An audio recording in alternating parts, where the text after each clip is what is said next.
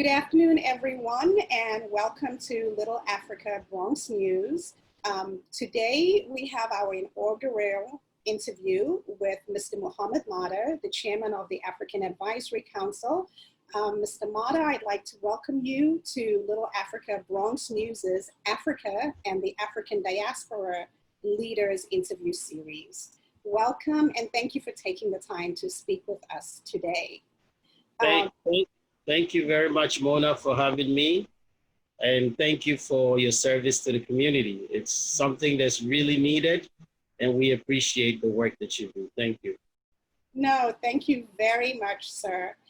So, as a Bronx resident, as now for over 10 years, I recall the first meeting of the African Advisory Council about 10 years ago, a little over 10 years ago, if I'm not mistaken. Right. Mr. Mardah, could you tell us more about the African Advisory Council, when it was founded, and more background about the mission and the vision of this organization? Right. Yeah, so thank you very much for, giving us the opportunity to tell our story. Oftentimes, people tell our story, and the service that you're providing is giving us the opportunity to tell our own story. So we appreciate, you very much. And rightfully so, you mentioned the Advisory Council was formed about 10 years ago. Actually, we were planning on celebrating our 10th anniversary this year, but COVID happened. So, but we are still going to celebrate, once we go back to whatever normal is going to be in the near future. And so to answer your question, the African Advisory Council came out of a series of events or attacks against the African community in the Bronx. So about 10 years ago, there were a bunch of attacks against, the African community, mostly the Muslim communities. People were being attacked when they were coming from the mosque at dawn, or when they were going to the mosque, early morning or in the evening hours.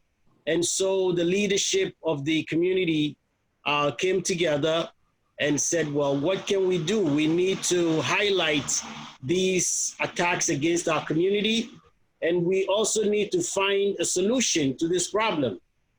So one of the things that came out, and we give thanks to someone like Siddiq Y, who at that time was someone that we considered a citywide African leader.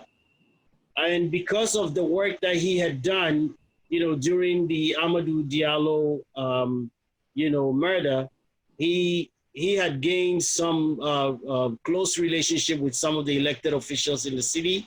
So him, along with leaders like Nabi, Sheikh Musa Drame, myself and others, Wale, Ajibade, and some other leaders came together and met and had a conversation. So what came out of the conversation was to go meet with the Bronx Borough president. So after the meeting, the Bronx Borough president threw a challenge and said, well, I don't know much about your community, so you need to help me get to know your community so that I know how I can be of assistance to your community. This is a problem that you have brought to me, and we will tackle, but we need to have a relationship beyond this particular issue or these attacks against the African community. So we went back, had another conversation, and we went back to the borough president with the idea of the African Advisory Council, which will be a liaison between the borough president's office and the community. So anything that the borough president has in terms of, getting to our community, we will be the link, and also bring back any issues within the African community to the borough president's office. Somewhere along the way, it became a citywide group because other borough presidents tried to duplicate the council in different forms, but for some reason, it hasn't been able to work. And so as we speak today, Mona, the African Advisory Council is the only, I would say, all-inclusive organization that, quote unquote, represents the African community in New York City. And so we are really proud of the work that we do. Well, that is quite impressive. How often does the African Advisory Council, or AAC as it's formerly known as, meet? Yeah, so we meet once a month. It's usually the first Thursday of every month. That's the general board meeting. And at the general board meeting, we have an open agenda. We encourage, resources that can help our community. We also have a slated time period for all elected officials, citywide, local, and their representatives to come to our meetings and tell us what they have for our community or what the services they provide, whether it's specific to our community or in general. And we also have time slots for different companies like health companies, banks, or any other company that provides service that we think our community can benefit from. So we allow them a certain space to present to our communities. And so we usually have the Congressman Jose Serrano's office, Councilwoman Vanessa Gibson, the New York City Comptroller's office, Mr. Scott Stringer, along with a host of other elected, Michael Blake. And he was actually one of the few elected officials that have actually attended, AAC meetings in person. I believe Vanessa Gibson has also attended, Latoya Joyner, and of course, our borough president himself. So this is something that we are really proud of, being the link between the community and, elected officials and services that enhance or help to develop our communities. Wow, that's wonderful and very, very impressive. What are some of the initiatives undertaken by the AAC? Like, I have a 12-year-old and I know about the soccer tournament, right, which unfortunately didn't happen this year, but as the mom of a 12-year-old boy, I'm looking forward, hopefully, to him getting involved with the soccer tournament next year. But what are some of the initiatives, and can you tell us more about the tournament and your other initiatives of the AAC? Absolutely, and I'm so glad you asked that question, and relative to your 12-year-old, because, sadly, this year, the tournament didn't happen, but we've always partnered with New York City FC, New York City Football Club, to work with the tournament. But for this year, the partnership grew closer. And we were going to involve, the young people in the tournament, working with New York City FC. They were going to provide some of the top players to come to some of the games, speak to our young people. And unfortunately, again, as you said, COVID happened, but we're still in conversation with them. They have some great youth programs that we are going to partner with to encourage our young people to get involved with New York City FC, to provide some type of extracurricular activities for our young people. So that's one. The other thing that we are big on, and this is something that we are actually working with other partners, African communities together, one of the premier, African organizations, or Sautietu, Center for African Women and Families, is language access. You know, one of the things we realize is how important language is for our communities. You know, you go to hospitals, if you don't speak English or Spanish, you know, 9 times out of 10, you will have a problem. And so we are working closely with these partner organizations to make sure that, you know, some African languages get inculcated or incorporated into New York City, you know, major agencies, you know, Health and Hospitals Corporation, even in the voting booth.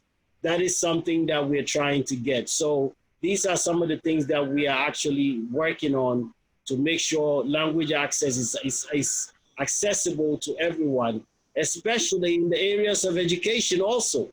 You know, that is one area that our young people have been adversely affected, you know, in the field of education. And so we are pushing this language access, as well as cultural sensitivity. You know, this is also an area where a lot of times there is, whether it's a lack of understanding, you call it, if you may, or maybe just ignorance of the culture. But it's something that we are helping to promote cultural sensitivity in the Department of Education, so that our teachers get to understand that when our kids react a certain way, they're not being disrespectful, it's just our culture. So this is also something that we are working on through the Department of Education, along with some partner agencies in this area. No, I completely agree with you about that. You know, language access is important. It's critical to the educational success of our children. But when you touched on language access, it brought me back to something that I think we've had private discussions about this. But if you could touch on this, the importance of the census, because when I look at forms here in New York City, I see other languages there. I see Creole, I see Bengali. Yeah, I see other languages there, but I don't see an African language there, and especially, particularly when it comes to the Bronx. So if you could touch on the importance of the census and, you know, why it's critical that the African community completes their census forms. Absolutely, and I'm so glad you brought this question again. And let me reiterate what I said earlier about you giving us the opportunity to tell our stories.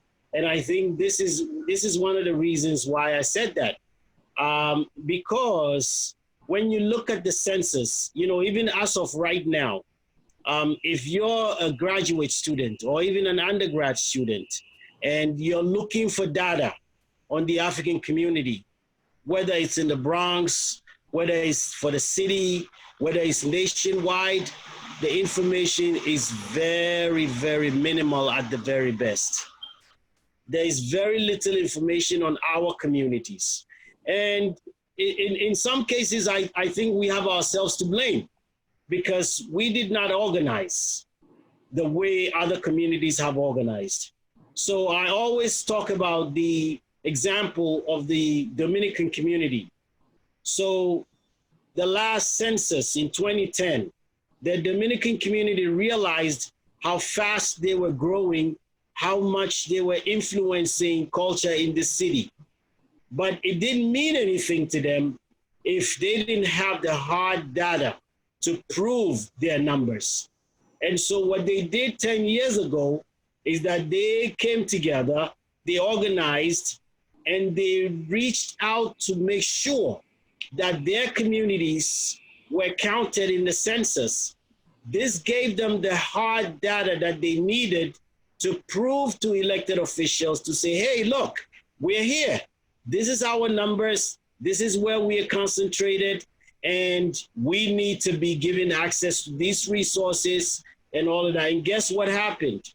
Today, they have a city councilman, they have a congressman in their communities. And this is exactly what we need to do. And that is why the census is so critical to our community. We need to make sure that every single African is counted, whether they are documented or undocumented. We need to know where we are located. We need to know where our businesses are. We need to know every single biodata information on our communities, so that when we say that the Bronx has the largest growing African population, we have the numbers to prove it. Right now, we're just going by what we see. We don't have the actual numbers to show that. So it is for our economic power, political power, social power, you name it, any kind of power. We need the numbers to prove it. And we can only get those numbers through the census. So I thank you for this question. It's really critical to our community. Thank you. Yeah, no, I agree with you. And I know there's been quite a bit of outreach to the African community to impress upon people the importance of completing the census forms. Absolutely. And to be counted. Absolutely.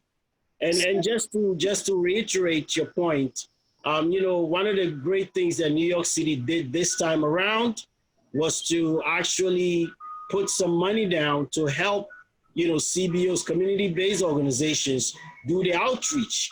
I think the city realized the mistake they did 10 years ago by not, you know, reaching out to community-based organizations that know their communities better than anybody else.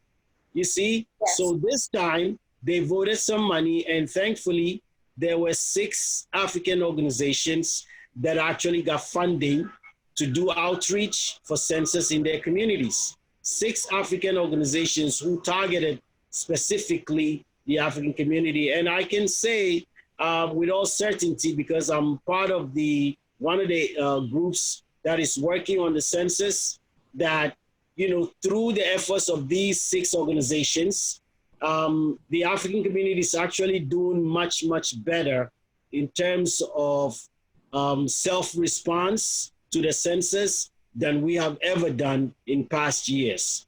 Although there's still some work to be done, but I think the community is doing much, much better thanks to the effort of those 6 organizations who are really doing a great job in terms of outreach to our communities. No, indeed, and they really are out there. I've gotten a couple of phone calls asking me if I've completed my forms. Absolutely. Yes. So now, for me, I'm South African, well, South African born, and when my family immigrated here, we moved to Brooklyn. I grew up in Brooklyn. I grew up in Bedford-Stuyvesant. I've been here. I'm not trying to date myself, but I've been here almost 40 years. And moved to the Bronx a little over 10 years ago. But, you know, I've seen in the short amounts of time I've lived in the Bronx, I have seen this increase of the African immigrant population. Absolutely. And, you know, I don't want to put you in a position where you're going to be dating yourself, but,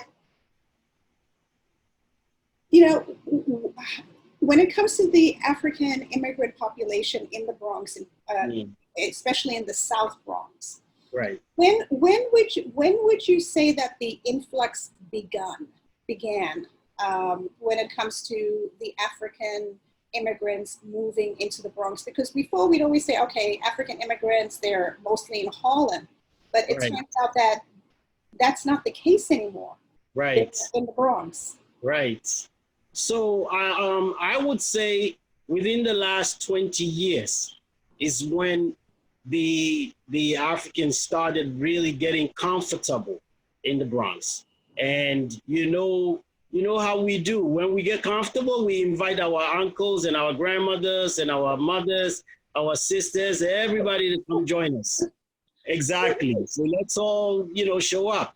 And so I would say in the last 20 years is when we really started seeing the influx of the Africans in the Bronx, especially in the South Bronx, as you indicated.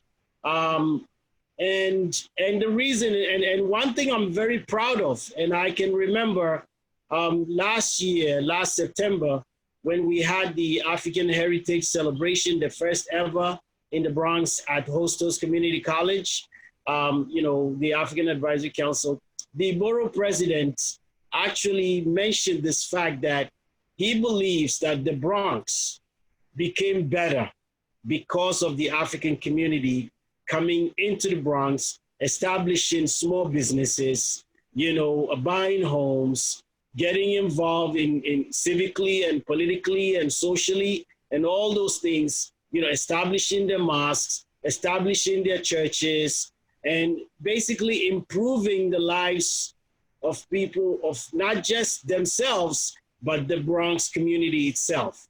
So it was something that he said that really resonated with a lot of us, because prior to that, a lot of us were scared of the Bronx. The Bronx was considered a no-go area. Buildings were burnt down. Redlining was quite something that was very, very, egregious, but it was happening in the Bronx.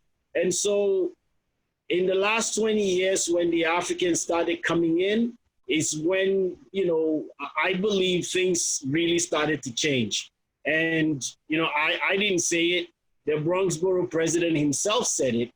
So that is something that we are very, very proud of, because we know that our community, one thing we are, very hardworking, law-abiding, and very social. So those three things, we believe, is what has improved the dynamics of the Bronx, especially in the South Bronx. So right now, we know that when it comes to Africans in the U.S., the Bronx has the largest concentration of Africans in the United States. Then when it comes to the Bronx itself, the South Bronx has the highest concentration of Africans.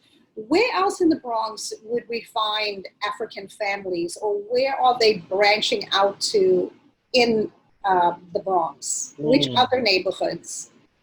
That's actually a very interesting question. So, let me just say, when I first moved into this neighborhood, Highbridge, I live in Highbridge right now. So when I first moved into Highbridge, there were, very few Africans, but within 5 to 6, 7 years after I moved here, there was a very large influx of Africans on Anderson Avenue, down Jerome Avenue, Girard Avenue. But, after about 10 years, they started moving out again. Although they're still in the Bronx, but for some reason, they started moving more up north. So now you're going to see a whole lot of African families in places like Co-op City. Yeah. You're going to see them up in Baychester area, towards White Plains, where it was mostly Caribbean, but you still have a growing number of Africans in those areas. And so we're starting to kind of migrate up north further and further, but there's still the large, bulk of Africans still living in the South Bronx. So when it comes to the African community in the Bronx, like I said, I'm South African. We're kind of dispersed all throughout the city, not in any particular borough. In the Bronx, I mean, from what I've noticed, and perhaps I'm wrong, but there seems to be a large West African population. I think the West Africans are the majority out of all us Africans in the Bronx. Is that a fair assessment? Yeah, that is absolutely a fair assessment. I mean, because if even just from simple, just basic analysis of the Bronx, you have Ghanaians who it's actually debatable between the Ghanaians and the Guineans, which communities have the largest population. Some say it's the Guineans, some say it's the Ghanaians, but it's definitely between these two. Obviously, the Ghanaians were here first, and the Guineans came later. But now it seems like there is a lot more Guineans in the Bronx. So yeah, definitely the West Africans have the largest population, and it's actually a toss-up between the Ghanaians and the Guineans. But you have Malians coming in, Ivorians, Ivory Coast, Senegal, the Gambia, you name it, they're all coming in. But the Ghanaians and the Guineans, I believe, are the majority in the Bronx. Yeah, that's what it looks like to me as well. So, Right. but we hopefully we'll know more with the census data. The census, absolutely. And that is why I think one of the things that we're preaching to our communities is to make sure when you fill out the census, of course, you have to check Black. I am Black, but at the same time, tell us where you come from. Let's know your ethnicity or your country. You can say, I'm Ghanaian American, I'm Guinean American, I'm Liberian American. In your case, Mona, you're South African American. Yes, So we are encouraging our communities to do that. So this will give us the actual data that we need to be able to make an informed, analysis of what our communities look like, and not just play guesswork. Yep. No, indeed, and we can use that data to advocate for more services Absolutely.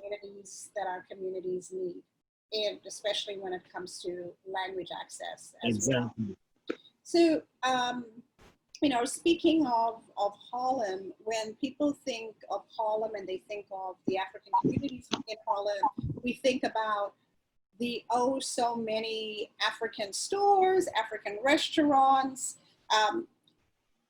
With the South Bronx, so with the Bronx in general, have you seen an increase in African-owned small businesses as well? Absolutely. And, one of the things that we've been trying to do is to establish a Little Africa in the Bronx. And ironically, the name of your outfit is Little Africa BronxNews. So we're trying to establish a Little Africa in the Bronx where there's a heavy concentration of Africans. And so if you look at 3rd Avenue in that corridor from the 60s all the way down, there's a whole bunch of African businesses in that area. You have mechanic shops, you have restaurants, you have hair braiding salons, and all of that. So we're looking at that particular, enclave to become our Little Africa in the Bronx. Of course, there are certain parts that is actually competing for that. So you have somewhere like on Burnside Avenue, where you have Accra Restaurant, you have some other businesses in that area.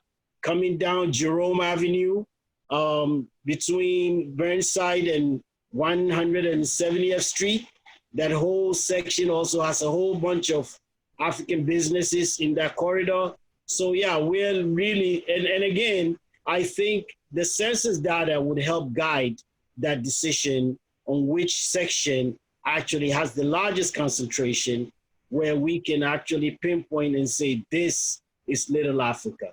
And those are some of the reasons why the census is really important for our community. Indeed, that is true. Could you touch on the community-based organizations and associations in the Bronx that are there and that primarily serve the African community? Because Yeah. I know we have different CBOs, community-based organizations out there, and other nonprofits, and you know, they tend to serve specific communities, Right. and a large part of it is also cultural. Right. So we tend to go where we're most comfortable and where people understand our culture and our way of life. Absolutely. So could you share with our viewers some organizations, some resources for the African community? Absolutely. These CBOs. Yeah, absolutely. Again, as you said, you know, we're very culturally attached to our community. So if I'm Ghanaian, I'm usually seen with my Ghanaian brothers and sisters. You're South African, but you're one of the few that actually goes everywhere. So, you know, it's quite interesting. But there are a number of organizations apart from the ethnic-based organizations. So you have, you know, groups like FUTA, you know, who are mostly,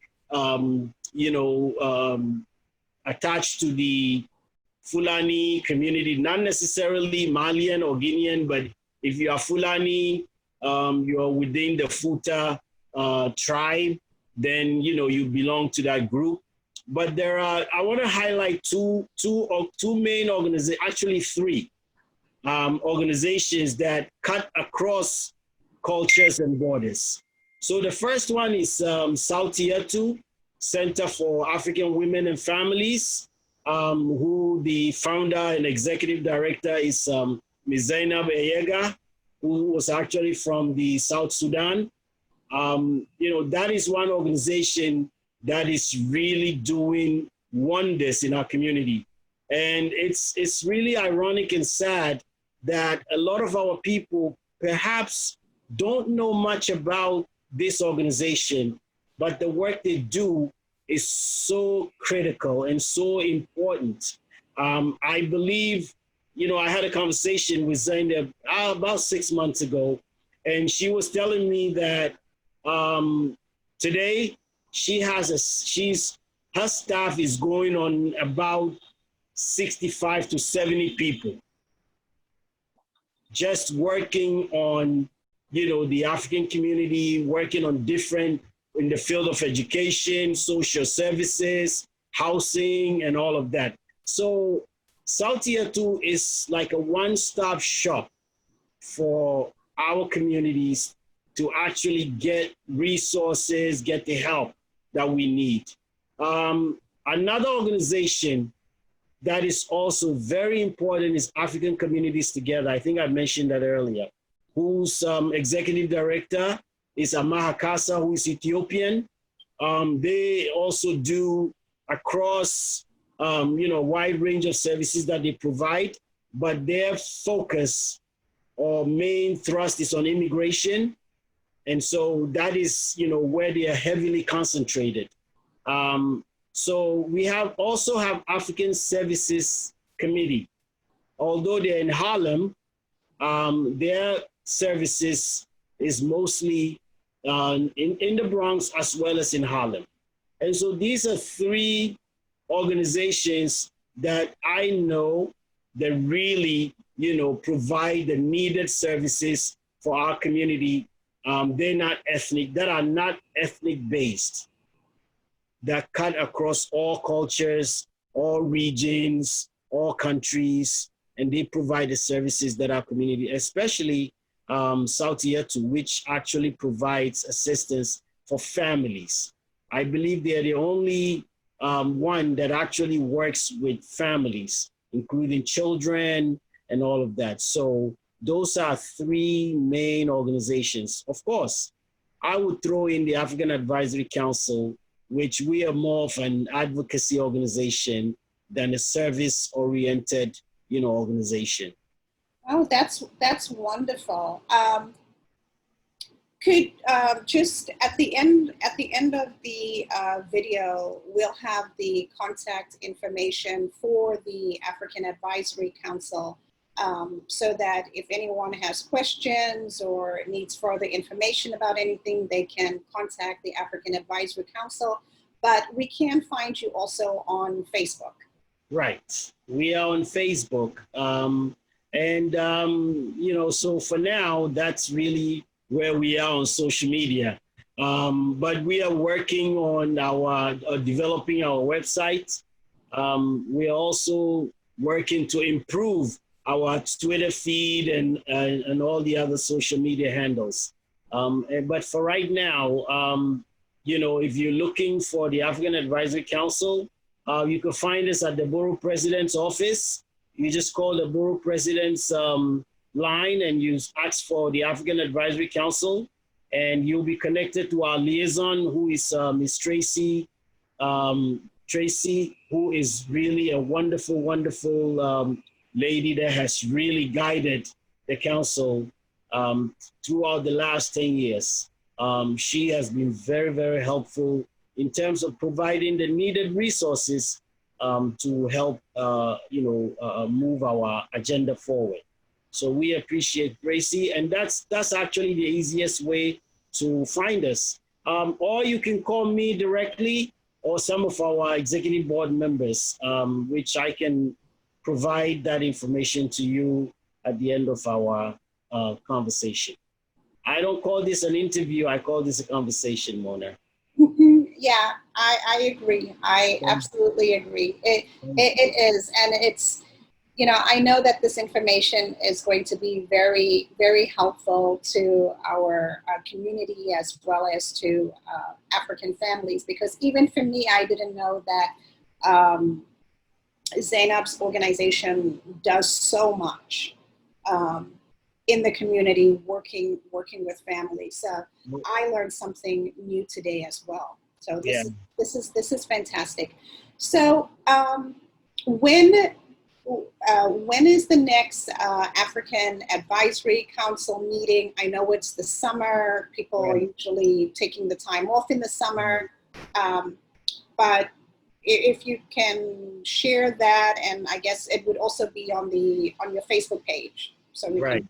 Right. So so thank you again. So for the most part, we meet, as I said at the beginning, every first Thursday of the month, but then we take July and August off so that people can get some rest, because a lot of times, in addition to attending the African Advisory Council meetings, you have your own ethnic-based organization meetings that you go to, you have your other obligations. And so we like to give, people or our community or ourselves, a break. But at the same time, the work continues. Yes. Although we're not meeting officially, when there is something happening, we call a meeting and we all come together. And as we are doing actually this evening, we have a presentation this evening at 6 p.m. by the New York City Comptroller's Office regarding something called prevailing wage and economic justice.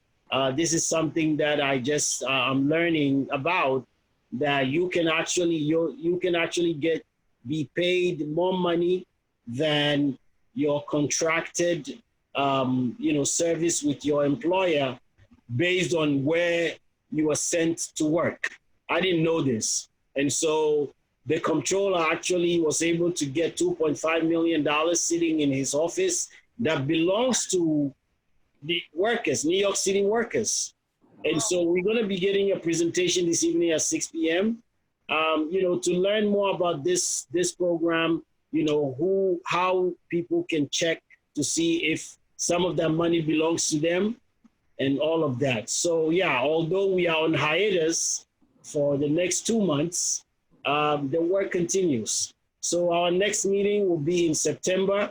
Hopefully, if things are back to normal, we meet at the Bronx County office, 851 Grand Concourse, room 915. And our meetings always start at 6 p.m. to about 8:30 p.m. every first Thursday of the month. If things are not back to normal, then it will most likely be a virtual meeting like you and I are having right now. It will most likely be a video meeting or Zoom meeting or conference call or something to that effect. So, Oh, wonderful. Well, Mr. Mardah, thank you on behalf of LittleAfrica BronxNews for taking your time out to talk to us and share with us the work of the African Advisory Council, as well as these much needed resources that are out there, these organizations that are out there to serve the African community and the Bronx community in general. And let me say thank you so very much for all the work that you and our other African elders and leaders have been doing in the community all of these years. I've watched all of you from afar, and I know that you know, our community is where it is now. It's thriving because of the foundation that you and others have laid over the years. So thank you to you, thank you to the founders of the African Advisory Council, as well as thank you to the Bronx Borough President, Ruben Diaz Jr., for setting this up and for working with the community and giving the community a seat at the table and a voice when it comes to our community in the Bronx. So, Mr. Mardah, thank you again for joining us today. And to our viewers, at the end of this video, we will have the information, the Facebook information, and the contact information for the AAC at the Bronx Borough President's Office. Mr. Mardah, thank you so very much. No, thank you very much, Mona, for this conversation. Again, as I said at the beginning, I'm going to repeat it. Thank you for giving us the opportunity to tell our own stories. As you said, you know, a lot of work has been done in this community on behalf of the African community, and we are still working. There are some outstanding young people who are actually following in the footsteps of, you know, the work that has been done, and we appreciate them and how much they are blazing, you know, the trail that has been, you know, charted by the elders, as you mentioned. And so, you know, we are hopeful. The future of the African community is very, very bright. There are some nice young people who are not only saying, thank you, elders, for the work that you have done. Thank you very much for everything that you have done, for blazing the trail, for being pioneers. And we would work with you. We would support you with what we have today. And that is the kind of leadership that I think our community needs. The young and the old coming together. And at some point, those of us who have been doing this work for a long time, we can say, you know what, we're tired. Now you guys take it over, take it from here. We've been able to cut the path up to a certain point. Now you guys take it from here and run with it. And we are very confident that there are some outstanding young people who would do just that. So once again, Mona, thank you for the opportunity for this conversation. And we appreciate you. We appreciate the work that you are doing in our community. More importantly, telling our stories the way we want our stories to be told. Thank you very much once again for the opportunity. And I look forward to working with you again and again and again in the future. Thank you. Thank you, Mr. Mardah. Thank you.